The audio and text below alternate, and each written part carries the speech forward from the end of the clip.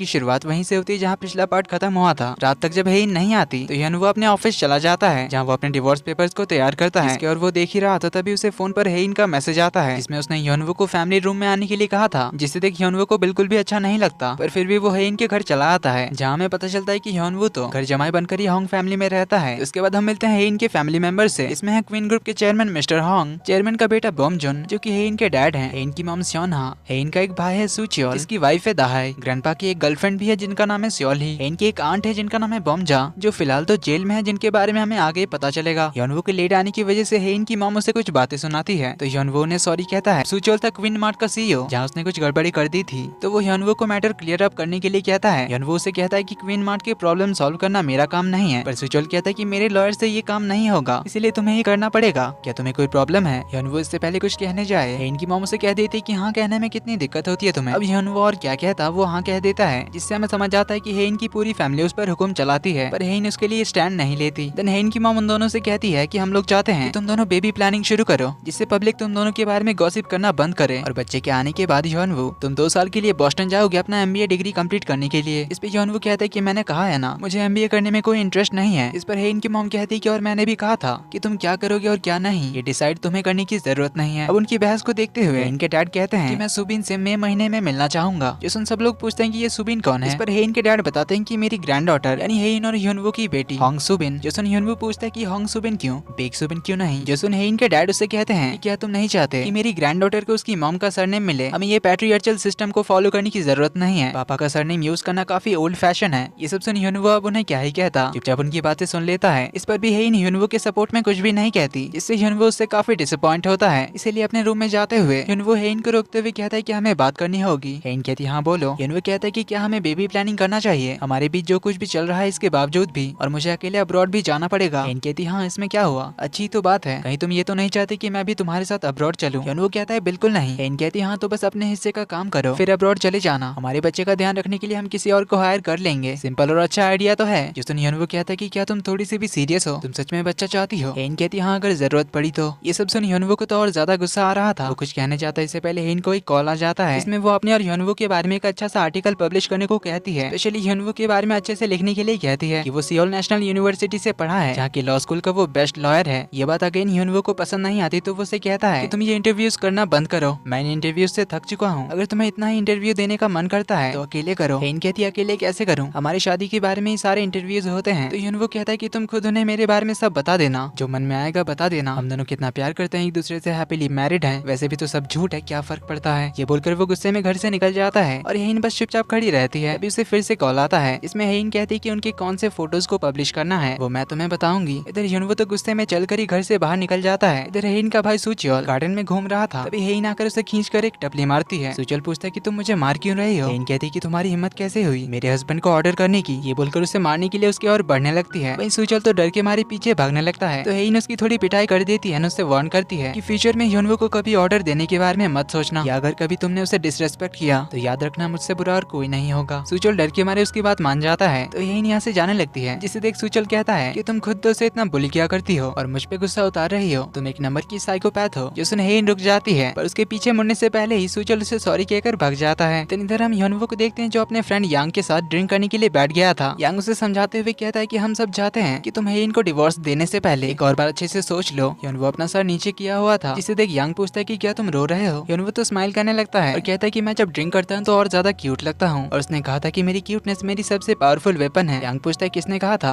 ह्योनवो कहता है कि हेइन ने कहा था। हेइन का नाम लेते ही उसके चेहरे से हंसी गायब हो जाती है और इन 3 सालों में उसने जो कुछ भी झेला है वो सब बताते हुए ह्योनवो तो एकदम रो ही पड़ता है। बताता है कि उसने कहा था कि मैं क्यूट हूँ। यांग कहता है कि बस कर जा अब ज्यादा हो रहा है। ह्योनवो तो रोते हुए कहने लग जाता है कि मैं इतना क्यूट क्यों हूँ, मेरी क्यूटनेस से वो इम्प्रेस क्यों हुई, मैंने उसका दिल क्यों धड़काया और पता नहीं मुझे पे उससे प्यार क्यों हुआ, जिस वजह से मैंने अपनी खुद की लाइफ बर्बाद कर ली है। अगर मैं क्यूट नहीं होता तो वो मुझसे शादी नहीं करती, पता नहीं गॉड ने मुझे इतना क्यूट क्यों बनाया। यांग कहता है कि चल अब बहुत हो गया, घर चलते हैं, मेरी वाइफ भी घर पर वेट कर रही होगी। ह्योनवो तो और जोर से रोते हुए कहने लग जाता है कि मुझे घर नहीं जाना है, तू चला जा। यांग कहता है तुझे इस हालत में छोड़कर कैसे जाऊं। ह्योनवो कहता है कि तू चला जा, मुझे कोई ना कोई आकर सही सलामत घर पहुंचा देंगे। यांग पूछता है कौन ले जाएगा। ह्योनवो कहता है कि वो लोग कहीं आसपास ही होंगे। तभी उसकी नजर पड़ती है थोड़ी दूर बैठे 2 आदमियों पर, तो वो यांग को उन्हें दिखाते हुए कहता है कि वो दोनों मुझे घर पहुंचा देंगे। यांग कहता है कि तुझे कुछ ज्यादा ही चढ़ गई है, कोई अनजान लोग तुम्हें क्यों ले जाएंगे। ह्योनवो कहता है देखना चाहेगा। ये बोलकर वो उड़ जाता है तो वो दोनों भी उड़ जाते हैं। ह्योनवो के बैठने पर वो दोनों भी बैठ जाते हैं। इस तरह 2-3 बार वो उठता बैठता है तो ये दो आदमी भी उसके साथ उठते बैठते हैं, जिन्हें देखकर यांग हैरान रह जाता है। देन वो उसे बताता है कि मैंने जितनी बार भी इनसे डिवोर्स लूं या नहीं ये डिसाइड करने के लिए पत्तियां तोड़ी है, जवाब में हर बार नहीं ही आता है। यांग कहता है कि तो समझ लो किस्मत भी तुम दोनों को अलग नहीं होने देना चाहती। वो अपना रोना कंटिन्यू रखता है, कहता है कि इस दुनिया में कोई भी मेरे साइड नहीं है, इवन एक पत्ती भी मेरे साइड नहीं है। अब उसका रोना धोना देखकर यांग भी अपनी कहानी सुनाने लग जाता है, क्योंकि उसकी वाइफ भी हमेशा उस पर काफी गुस्सा करती है। यूनवो कब उसके लिए बुरा लगता है तो उसे कहता है कि जा भाई तू घर चला जा, वरना बेकार में तुझे भी अपनी वाइफ से डांट पड़ेगी। ये बोलकर वो अकेले ही रोने लग जाता है। फिर कुछ देर बाद वो अकेले ही चलते हुए घर की ओर जाने लगता है, चिल्लाते हुए कि कौन कहता है कि प्यार खूबसूरत होती है, इस प्यार ने मेरी लाइफ का वाट लगा रखा है। तभी वो उन दोनों को अपने पीछे आते हुए देखता है तो वो उन दोनों से कहने लगता है कि अबे जाओ ना तुम दोनों, मैं क्या अब शांति से रोते हुए घर भी नहीं जा सकता। जिस वो दोनों दूसरी ओर जाने लगते हैं तो यूनवो सैड सॉन्ग गाता हुआ घर की ओर जाने लगता है। तो घर पहुंचकर वो हेइन के रूम की ओर आने लगता है। हेइन भी जाग रही थी, जो यूनवो के पैरों की आवाज सुनकर अपने रूम के दरवाजे के पास आती है, ताकि अगर यूनवो दरवाजा नॉक करे तो वो खोल सके। इधर यूनवो काफी देर तक हेइन के रूम के बाहर ही खड़ा रहता है, पर वो उसके रूम में नहीं जाता। पीछे लौटकर वो अपने रूम चला आता है। उसके रूम का दरवाजा बंद होने की आवाज सुनकर हेइन भी अपने बेड पर वापस आ जाती है। इससे हमें ये बात तो समझ आती है कि दोनों अब भी एक दूसरे से प्यार तो करते हैं। तो हेइन अपने लैपटॉप में यूनवो की ही फोटोज देखने लगती है। यूनवो का स्माइल करता हुआ फोटो देख वो रियलाइज तो करती है कि उसने कितने टाइम से यूनवो को अपने सामने स्माइल करता हुआ नहीं देखा। वहीं अगले दिन यूनवो जेल आता है हेइन की आंट बोमजा से मिलने के लिए, जहाँ हमें पता चलता है कि बोमजा की 3 शादी हो चुकी है, पर सबको उसने कुछ ही टाइम बाद डिवोर्स दे दिया था। इसने कंपनी के पैसों का घोटाला किया था। इसके बारे में चेयरमैन को पता चल गया था। इससे बोमजा को लगा था इस बारे में चेयरमैन की गर्लफ्रेंड यानी कि सोली ने चेयरमैन को बताया होगा, इसीलिए बोमजा ने सोली पर अटैक कर दिया था। इससे गुस्सा होकर चेयरमैन ने बोमजा को जेल में डलवा दिया था। पर अब उन्हें बोमजा की तबीयत की फिक्र हो रही थी, इसीलिए उन्होंने यूनवो को यहाँ उनकी बेल कराने के लिए भेजा था। तो आज ही हेइन की ग्रैंडमा यानी चेयरमैन की वाइफ का डेथ एनिवर्सरी था, तो उनकी मेमोरियल सर्विस पे सभी लोग आए थे। यहाँ हमें चेयरमैन के सबसे बड़े बेटे बोमसियो के बारे में पता चलता है। इसका अपने डैड यानी चेयरमैन के साथ झगड़ा होने की वजह से अब्रॉड चला गया था और आज वो भी मेमोरियल सर्विस में आने वाला था। इसी के साथ होंग फैमिली के सारे सन इन लॉज आए होते हैं, क्योंकि होंग फैमिली का ये ट्रेडिशन था कि मेमोरियल सर्विस में होंग फैमिली में जितने भी सन इन लॉज हैं वो सभी मेमोरियल सर्विस की तैयारी करते हैं, स्पेशली सारा खाना बनाते हैं। तो हेइन और सुजोल के जितने भी सारे कजिन्स थे उन सबके हस्बैंड्स एंड इवन यूनवो भी उनके साथ मिलकर सारी तैयारी कर रहा था, जहाँ हमें पता चलता है कि होंग फैमिली के सारे सन इन लॉज का सेम हाल था। सभी लोग इस होंग फैमिली से बहुत परेशान थे, लेकिन इन सभी को यूनवो के लिए ज्यादा बुरा लगता था, क्योंकि ये सभी तो हेइन के दूर के कजन सिस्टर्स के हस्बैंड्स थे, पर यूनवो तो इस पूरे क्वीन ग्रुप के सीईओ का हस्बैंड था, इसीलिए उसे कितना कुछ झेलना पड़ता होगा। तो यूनवो उन सबको गॉसिप छोड़कर काम में ध्यान देने के लिए कहता है। इधर चेयरमैन की गर्लफ्रेंड सोली भी पहुंच जाती है, जिन्हें यहाँ कोई ज्यादा पसंद तो नहीं करता था, और चेयरमैन की वजह से कोई उन्हें कुछ कह भी नहीं पाता था। तो कुछ ही देर में मेमोरियल सर्विस शुरू होती है, लेकिन उसी के दौरान बोमजा एंट्री मारती है, जो आते ही यहाँ पर हंगामा शुरू कर देती है। स्पेशली उसे अपने डैड यानी चेयरमैन की गर्लफ्रेंड से प्रॉब्लम थी। वो तो यहाँ चिल्ला चिल्ला कर कहने लग जाती है कि इसी सोली ने हमारी मॉम को मारा है और तुम लोग इसे मेरी मॉम की मेमोरियल सर्विस में कैसे एंट्री दे सकते हो। वो अपने डैड अपने भाई से यही सब कहने लग जाती है। इनके डैड उसे समझाते हैं कि हमारी मॉम की डेथ हार्ट अटैक से हुई है, मिस सोली की वजह से नहीं हुई। पर बोमजा अपनी जिद पे अड़ी रहती है कि वो हार्ट अटैक भी इसी की वजह से आया था, हमारी मॉम को इसी ने मारा है। बोमजा अपने मॉम के भाई यानी कि अपने मामा से कहती है कि आपको मेरी बातों पर बिलीव करना ही होगा कि आपकी लाडली बहन को इसी सोली ने मारा है। मामा जी भी उसे बताते हैं कि हमारी फैमिली में सभी को हार्ट की प्रॉब्लम थी और एक नॉर्मल हार्ट अटैक से ही उनकी मौत हुई है। तो इनके डैड उसे शांत कराते हैं और इस मेमोरियल सर्विस को कंटिन्यू रखते हैं। अब चेयरमैन का बड़ा बेटा गेट के बाहर ही था, जिसे ऊपर से चेयरमैन देखकर कहते हैं कि ये बस यहाँ पे नाटक करने आया है, इसे बस यहाँ आकर अपनी फोटो खिंचानी थी, जिससे हमें समझ आता है कि इन दोनों का अच्छा खासा झगड़ा हुआ है। अब आज ही यूनवो के डैड का बर्थडे था, लेकिन इस मेमोरियल सर्विस की वजह से होंग फैमिली के किसी भी दामाद को इस घर से बाहर जाने का अलाउड ही नहीं था, जिस वजह से यूनवो को यहीं पे रहना पड़ता है। डायरेक्टर जो करके कोई पुराना एम्प्लॉय था, जिन्होंने अचानक से रिजाइन कर दिया था। इनके डैड को उन पर डाउट था कि ऐसे अचानक से उनका रिजाइन करना काफी सस्पिशियस है, इसीलिए वो यूनवो को उनके बारे में पता करने के लिए कहता है और कहता है कि अगर उसने किसी भी तरह से हमारी फैमिली को धोखा दिया है तो उसकी हालत बहुत बुरी होगी, क्योंकि मुझे धोखा देने वाले को मैं सिर्फ पनिशमेंट नहीं देता बल्कि उन्हें बर्बाद कर देता हूँ। यूनवो कहता है कि उन्होंने इतने सालों से आपकी कंपनी में काम किया है, उन्हें इतना बुरा ट्रीट करना अच्छा नहीं होगा। जैसे हेन के डैड जो गुस्से से उसे देखते हैं, यूनवो तो डर ही जाता है। डैड उसे कहते हैं इसके जरिए मैं एक एग्जाम्पल देना चाहता हूँ, जो भी मेरे खिलाफ मेरी फैमिली के खिलाफ उसका हाल क्या होगा। जो सुन यूनवो तो और ज्यादा डर जाता है, क्योंकि वो तो इनकी बेटी को डिवोर्स देने के बारे में सोच रहा था। तो अगर कहीं इन्हें इनको डिवोर्स देने के बारे में पता चला तो ये यूनवो की क्या हालत करेंगे। यही सब सोचकर यूनवो तो और ज्यादा डरने लग जाता है और इसी के साथ पार्ट 2 का एंड यहीं पर होता है। तो अब यूनवो आगे क्या करेगा देखेंगे अगले पार्ट में।